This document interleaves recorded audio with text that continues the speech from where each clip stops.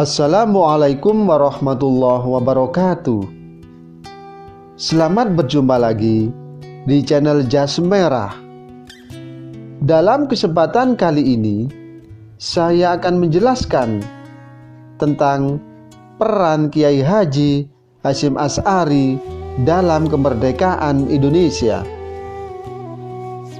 Bahwa keberadaan Kiai Haji Hasyim Asy'ari menjadi perhatian serius penjajah, baik Belanda maupun Jepang berusaha untuk merangkulnya.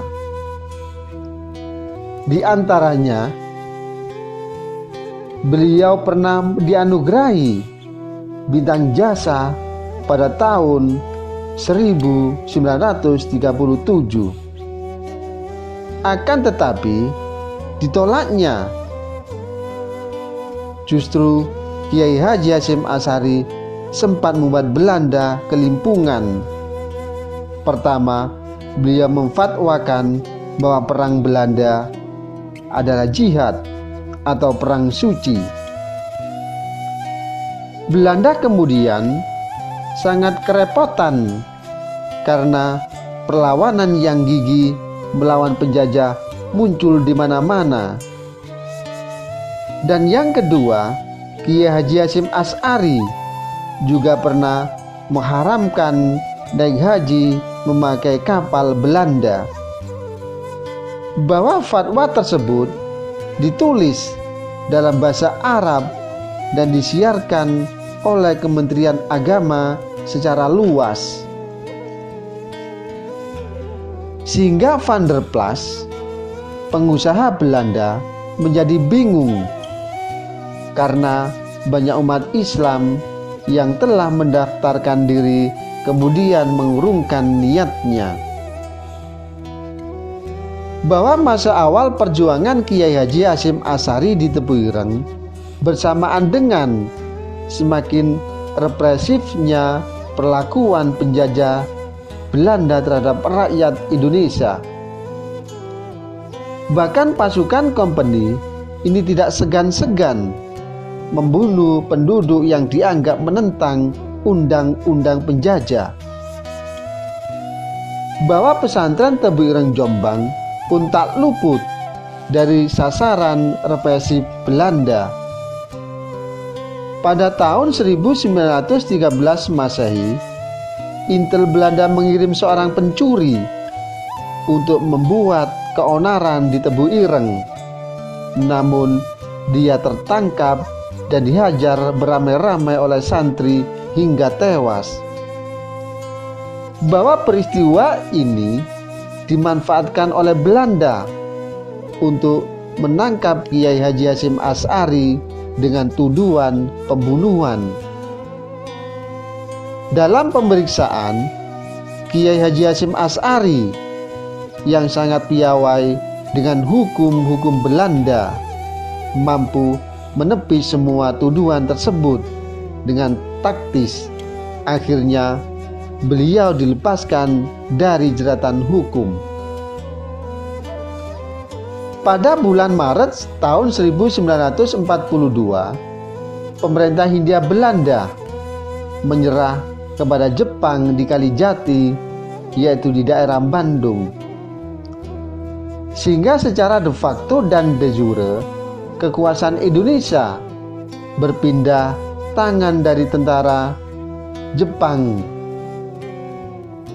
Pendudukan Dai Nippon menandai datangnya masa baru bagi kalangan Islam.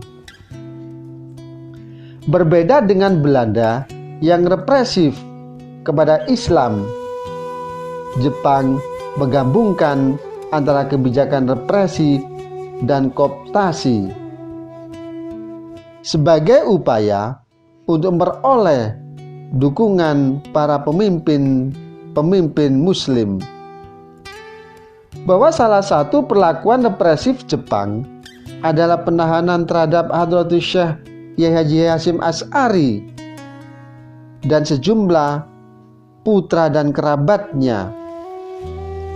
Bahwa ini dilakukan karena Kiai Haji Hasyim Asy'ari menolak melakukan saikerei, yakni menyembah kepada matahari,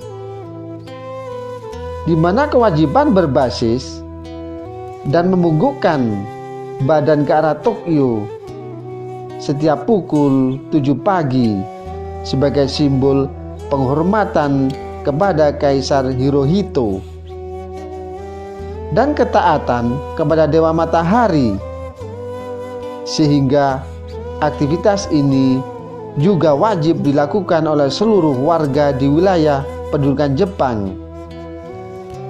Dan setiap kali berpapasan atau melintas di depan tentara Jepang harus melakukan saikerei.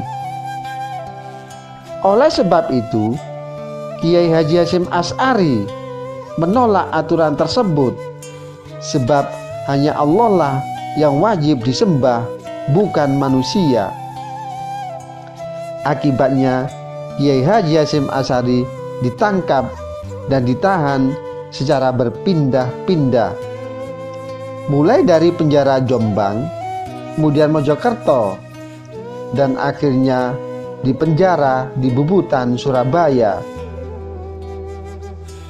Karena kesetiaan dan keyakinan bahwa Hadratus Syekh Kiai Haji Hasyim Asy'ari berada di pihak yang benar, sehingga sejumlah santri Tebu Ireng minta ikut ditahan.